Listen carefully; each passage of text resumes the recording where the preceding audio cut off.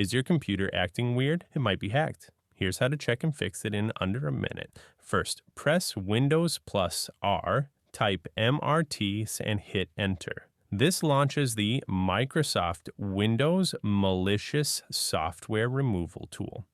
Click Next, and you'll see 3 scan options: Quick Scan, Full Scan, and Custom Scan. Choose Quick Scan and hit Next. This will check your files for any threats. If nothing is found, your PC is safe. If malware is detected, the tool will remove it automatically. Next, let's check for unauthorized users. Press Windows plus R again, type netpos, and press Enter. This opens the user accounts window. Look through the list.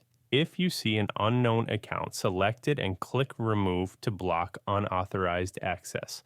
Finally, we need to stop any suspicious apps from running at startup.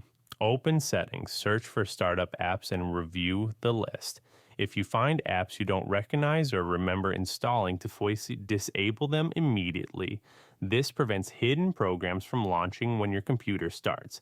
By following these steps, you can quickly detect and remove threats, keeping your PC secure. Stay safe online.